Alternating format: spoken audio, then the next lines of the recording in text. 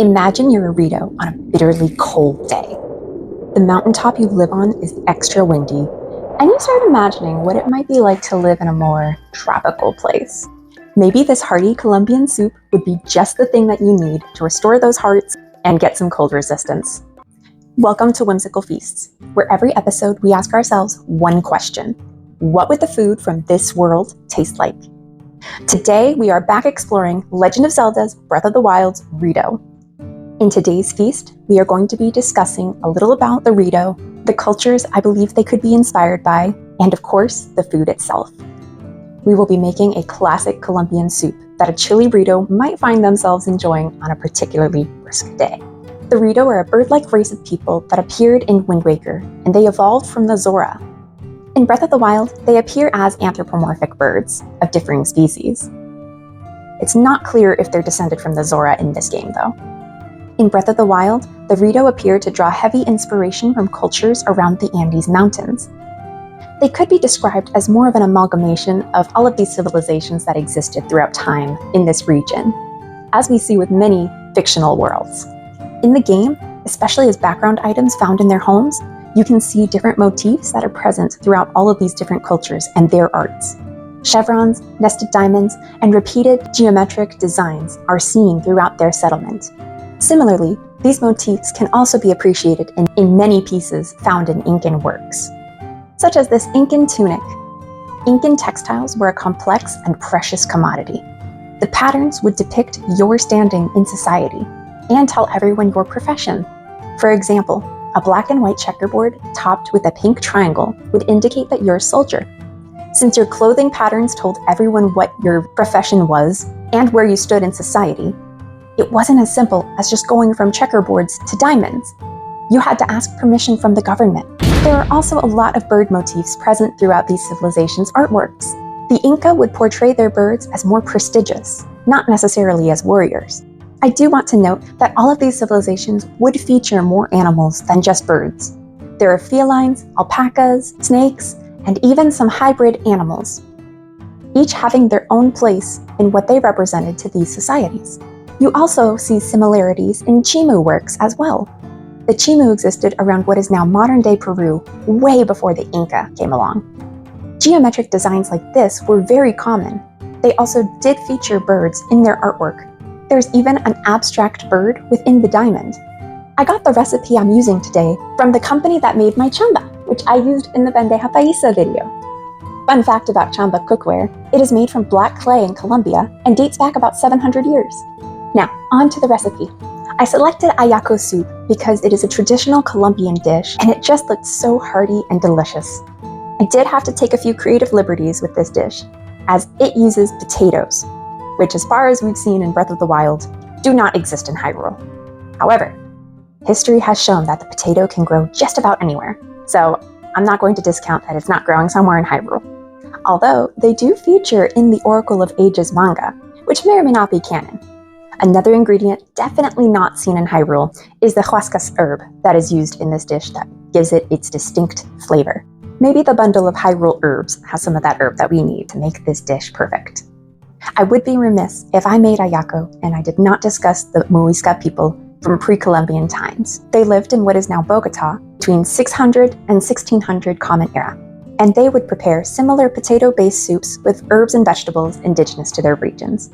The influence of the Spanish introduced dairy and chicken, which we see now in the modern-day version. The Muisca lived in scattered settlements across valleys of the high Andean plains east of modern-day Colombia. They would have annual ceremonies relating to the ruling elite, agriculture, and religion, which helped unite the various communities. These ceremonies involved participants singing, burning incense, and playing music. The Muisca were also the source of the El Dorado legend. A ceremony would be held when a new ruler was taking over in order to give offerings to the gods and ask them to bless his reign. After about a month of preparation, he would be taken to Lake Guaravita, where his subjects would gather and burn incense and braziers. This would add a layer of mysticism to the ceremony, as they gave off thick clouds of smoke.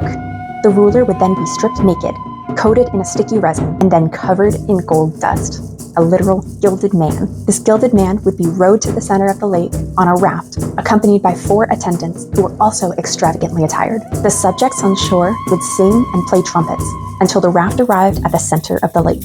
Then everyone fell silent. The attendants and subjects would throw gold and emeralds into the sacred waters.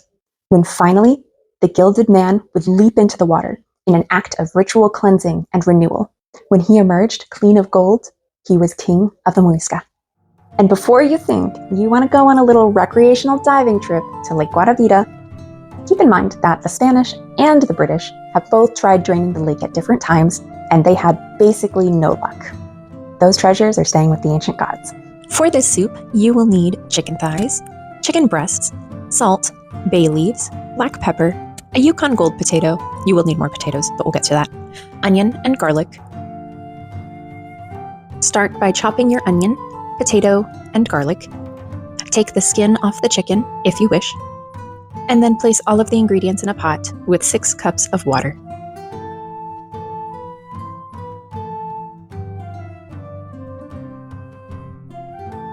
Bring the pot to a boil and cook for 30 minutes.